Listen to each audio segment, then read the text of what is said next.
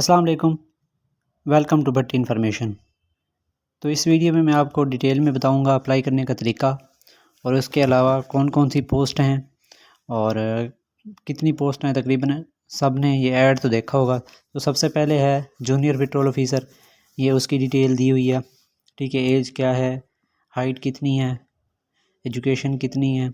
ठीक है, उसके बाद नीचे आ जाएंगे असिस्टेंट एलिजिबिलिटी क्राइटेरिया दिया हुआ है। ठीक है, तो इसमें आपने नीचे करके देख लेना है कि कौन सा है, मतलब आप एडवर्टाइजमेंट जो है वो भी देख सकते हैं। ठीक है, तो बाकी सारे जो भी हैं डिटेल में दिए हुए हैं। आपके पास एडवर्टाइजमेंट होगी वो भी देख सकते हैं। आप उनकी वेबसाइट पे जाएंगे तो वहाँ पे भी आपको बआसानी ये मिल जाएगी और आप उसमें डिटेल में देख सकते हैं कि कौन सी पोस्ट के लिए कौन सा क्राइटेरिया ज़रूरी है। ठीक है, बिना वक्त ज़ाया किए चलते हैं। सबसे पहले इनकी वेबसाइट पे आपने ngp.gov.pk लिखना है। ठीक है, इस तरह का पोर्टल आ जाएगा और सबसे पहले ये होम का ऑप्शन होता है और यहाँ पे नीचे ऊपर करेंगे इसको स्क्रॉल तो ये सारी डिटेल नीचे दी हुई है। ठीक है, तो इनमें से एक इम्पोर्टेंट पॉइंट है वो आपने नोट करना है, ये जो फील्ड एक्सपीरियंस है। जैसे ये इसका दिया हुआ है जूनियर पेट्रोल ऑफिसर का सिक्योरिटी एंड सर्विलियंस। ठीक है, और बाकी जो भी जितनी भी हैं पोस्ट दी हुई हैं सबका नीचे जो है ना फील्ड एक्सपीरियंस लिखा हुआ है और ये सबसे इम्पोर्टेंट चीज़ है। ठीक है, इस अप्लाई में ना तो बेसिक ये जो है ना आपने तकरीबन जिस पोस्ट में अप्लाई करना है आपने 2-3 पोस्ट जो है मतलब UDC LDC junior petrol officer 3-4 का ना ये वाला साइड पे लिख लेना है। ठीक है, या इस तरह से देख भी सकते हैं और नोट कर सकते हैं और ये आगे लिखना है। ठीक है, सबसे पहले वेबसाइट पे आएंगे, साइन अप करेंगे। साइन अप करने के बाद यहाँ पे अब ये अकाउंट टाइप्स जो है ये जो लिख कैंडिडेट ये ठीक है। फिर आईडी कार्ड जो है सारा कुछ, ईमेल। तो आपने ये अपना जिसका अगर नहीं है अकाउंट जिसका बना हुआ है तो वो पोर्टल पे जाकर लॉगिन कर सकता है। तो मेरा बना हुआ है, मैं अपनी जाके पर्सनल डिटेल दूंगा इसमें। ठीक है, आईडी कार्ड है सबसे पहले, आईडी कार्ड के बाद वो पासवर्ड वगैरह सारा कुछ, ईमेल। तो साइन अप करना है, मैंने ये हाइड कर दिया।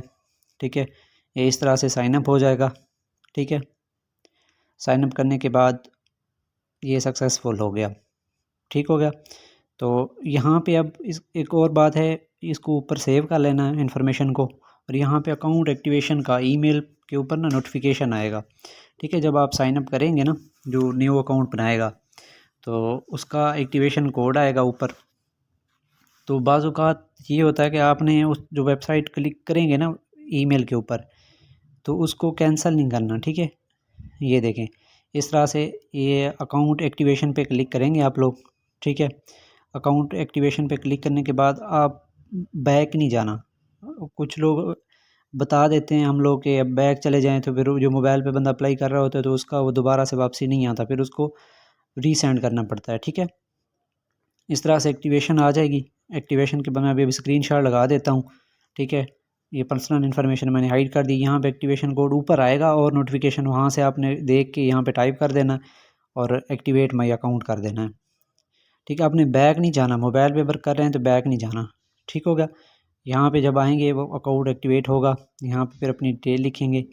डिटेल लिखने के बाद आप इसको ना दोबारा लॉगिन कर लेंगे और लॉगिन करने के बाद आप प्रोफाइल में आ जाएंगे अपनी में। मैं दिखाता हूँ प्रोफाइल में फिर कहाँ से और कैसे आपने बाकी डिटेल ऐड करनी है। ठीक है, लेकिन मैं आपको बारहा बता रहा हूँ जब एक्टिवेशन पे जाना है तो आप मोबाइल पे कर रहे हैं तो उसको बैक नहीं जाना। ठीक है, यहाँ पे मैंने ऐड कर दी और लॉगिन कर लिया मैंने। लॉगिन करने के बाद ये सक्सेसफुल हो गया। ठीक है, तो इस तरह का कुछ इंटरफेस आपके सामने आ जाएगा।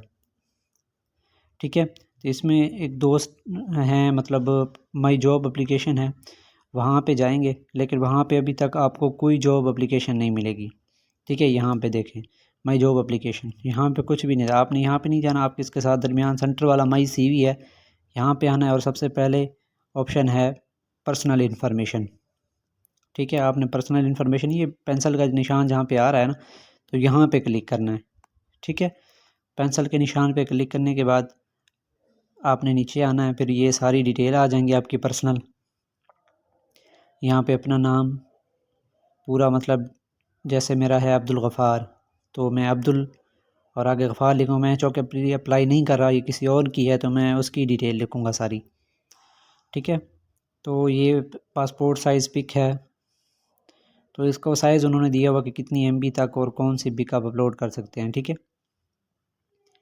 तो यहाँ सबसे पहले आप नाम लिखेंगे अपना, तो डिटेल इस तरह से बाकी है। जेंडर है, तो मटेरियल स्टेटस है, नेशनैलिटी है, फादर नेम है, सारी डिटेल आपने, ये तो नॉर्मल ये हर बंदा लिख सकता है, इसमें कोई बड़ी बात नहीं है। और इन डिटेल के बाद और 2-3 भी स्टेप हैं, और एंड के ऊपर ना फील्ड एक्सपीरियंस वाला भी है, वो भी मैं आपको बता दूंगा कि वो किस तरह से आपने ना ऐड करना है फील्ड एक्सपीरियंस। ठीक है, ये आपने मेल सेलेक्ट कर लिया। ठीक है, मैरिड हैं तो मैरिड, अनमैरिड हैं तो अनमैरिड, नेशनैलिटी आपने सेलेक्ट करनी है। हम पाकिस्तानी हैं तो चौके पाकिस्तान ही सर्च करेंगे। नीचे जब आप आसानी ये होती है कि आप स्पीड से इसको ऊपर स्क्रॉल करते जाएं, तो P वाले ऑप्शन में आके पाकिस्तान का होगा तो उसको सेलेक्ट कर लेंगे। ठीक है, रीजन इस्लाम है। ठीक है, डोमिसल आपने लिखना है।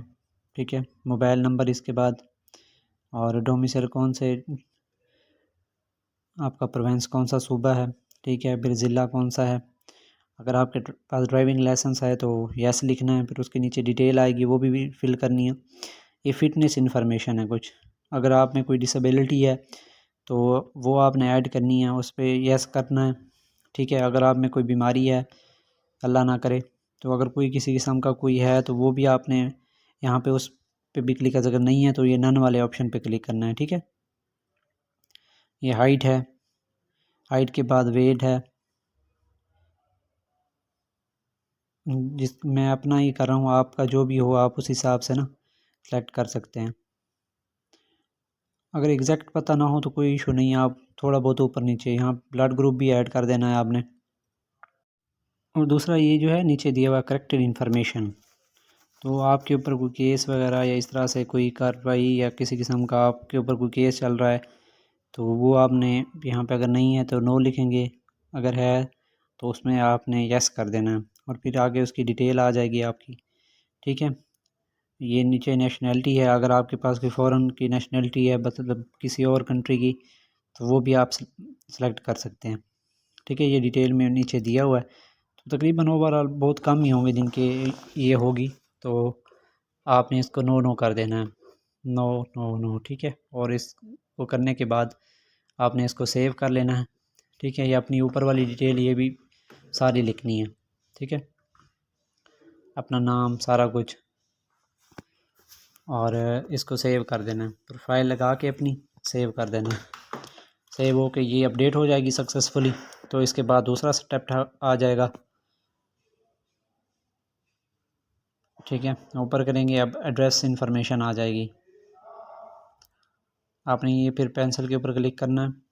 ठीक है, तो कंट्री सिलेक्ट कर देनी है, सूबा आपका कौन सा है, सिटी,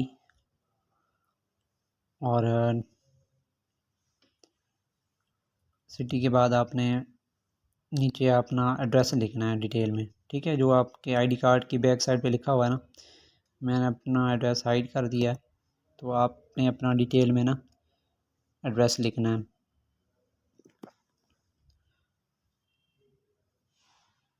मैंने फ़िलहाल तो ऐसे ही लिख दिया है। ठीक है, अब इसको अपडेट कर देंगे सेव करके, अब नीचे आ जाएगी एजुकेशन इन्फॉर्मेशन। ठीक है, आपने इस पेंसिल पर फिर क्लिक करना है, ये जो जमा का निशान आ रहा है, आपने डिग्री सेलेक्ट करनी है कि मतलब आप MA है तो आप MA से नीचे स्टार्ट कर सकते हैं, मतलब फ़र्स्ट MA है, फिर BA है, फिर FA है, फिर मैट्रिक, या आप मैट्रिक से भी स्टार्ट कर सकते हैं, मैट्रिक सबसे पहले, फिर FA, फिर BA, फिर MA, या FA के बाद BS की है, तो ऐसे ऊपर से नीचे या नीचे से ऊपर किसी सूरत में भी आप कर सकते हैं, लेकिन बेहतर यही है कि स्टार्ट मैट्रिक से करें। ठीक है, सेलेक्ट करने के बाद यहाँ पे बोर्ड लिखना है, ये तकरीबन इजी है, इतना कोई मुश्किल काम नहीं है। नंबर लिखने अपने, और परसेंटेज भी होगी आगे। ठीक है,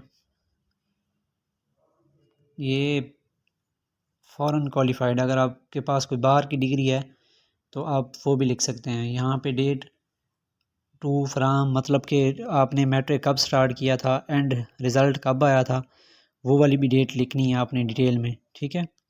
और बोर्ड भी आपको लिखना पड़ेगा, सारी एजुकेशन की सारी डिटेल लिखनी पड़ेगी। इसके लिए ये है कि आपके पास ये सारी डिटेल होना लाजमी है। अगर आप सर्टिफिकेट पे देखेंगे ना तो ये नहीं है कि एग्जैक्टली आप वही डेट लिखें, मतलब आपको नहीं याद कि आपने मैट्रिक कब स्टार्ट की थी, आपको ईयर तो याद होगा ना कौन से ईयर स्टार्ट की थी, तो उसके स्टार्ट वाले कोई भी तीसरा आपको हर बंदे को पता होता है कब मैट्रिक स्टार्ट होती है, ये सेव कर लेनी है, ये इन्फॉर्मेशन सेव हो गई, ठीक है। तो इसके बाद अगर आपके पास कोई और है तो वो सिलेक्ट करनी है, नहीं तो ये सबसे इम्पोर्टेंट जो है फील्ड एक्सपीरियंस, वो मैं आपको बताता हूँ कि फील्ड एक्सपीरियंस में क्या सिलेक्ट करना है आपने। अब अगर आपके पास डिप्लोमा वगैरह है तो वो भी आप सिलेक्ट कर सकते हैं। अभी 50% हमारी प्रोफाइल जो क्रिएट हुई है, ठीक है।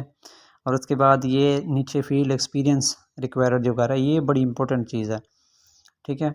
अब बाकी डिटेल मैं फिल कर दूँगा ताकि ये प्रोफाइल मेरी कंप्लीट हो जाए।